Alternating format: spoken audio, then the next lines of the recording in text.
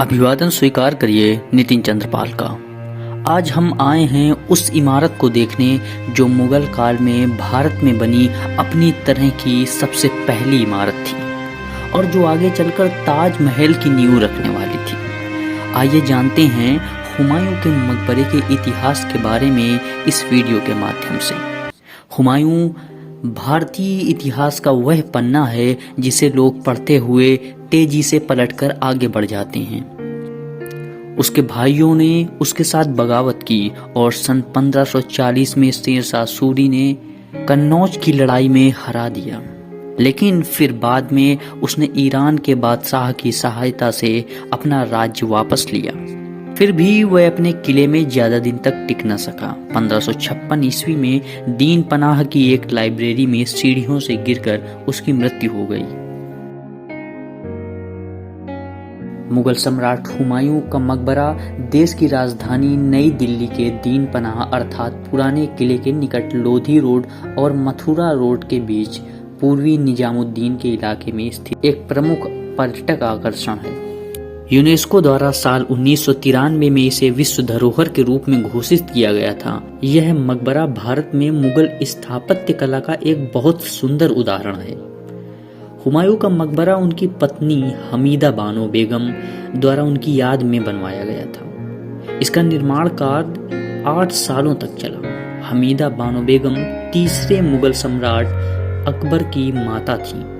हुमायूं के मकबरे को उनकी मृत्यु के 9 साल बाद बनवाया गया था। इसका निर्माण 1565 से 1572 ईस्वी के बीच हुआ था। एक समकालीन इतिहासकार अब्द अल कादिर बदायूनी के अनुसार इस मकबरे का निर्माण 1565 से 1572 ईस्वी के बीच स्थापत्य फारसी वास्तुकार मिर्जा गियाज या मिर्जा घियासुद्दीन द्वारा किया गया था, जिन्हें हेरात बुखारा वर्तमान उज्बेकिस्तान में है से विशेष रूप से इस इमारत के लिए बुलाया गया था। इस मकबरे को बनाने में मूल रूप से पत्थरों को गारे चूने से जोड़कर किया गया है और इसे लाल बलुआ पत्थर से ढक दिया गया है। इसके निर्माण में सर्वप्रथम लाल बलुआ पत्थर का इतने बड़े स्तर पर प्रयोग हुआ था। जब इस मकबरे का निर्माण किया गया था तब इसकी लागत 15 लाख रुपए थी।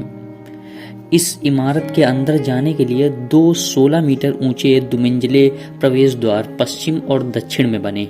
इस इमारत में मुख्य केंद्रीय कक्ष सहित 9 वर्गाकार कमरे बने हुए हैं। इसमें बीच में बने मुख्य कक्ष को घेरे हुए शेष 8 दुमंजिले कक्ष बीच में खुलते हैं। यह बगीचे युक्त मकबरा चारों तरफ से दीवारों से घिरा है, जिसमें सुंदर बगीचे, पानी के छोटी नहरें, फव्वारे, फुटपाथ और अन्य प्रकार की आकर्षक चीजें भी देखी जा सकती हैं। ये मकबरा मुगलों द्वारा निर्मित हुमायूं के पिता बाबर के काबुल स्थित मकबरे बाग ए बाबर से बिल्कुल अलग था। बाबर को मकबरे में दफनाने के साथ ही सम्राटों को बाग में बने मकबरों में दफन करने की परंपरा आरंभ हुई थी। बाद में यहीं पर मुगलों के शाही परिवार के अन्य सदस्यों को दफनाया गया था। इस जगह पर हमीदा बेगम यानी अकबर की मां, दारा सिको जो कि शाहजहां का बेटा था और बहादुर शाह जफर द्वितीय अर्थात अंतिम मुगल शासक का मकबरा भी है। इस मकबरे की देखरेख भारतीय पुरातत्व विभाग द्वारा की जा रही है। इस मकबरे में भारतीय परंपरा एवं पारसी शैली की वास्तुकला का चित्रण साफ दिखाई देता है। आज के लिए बस इतना ही। फिर मिलेंगे अगले वीडियो में ऐसे ही किसी जानकारी के साथ।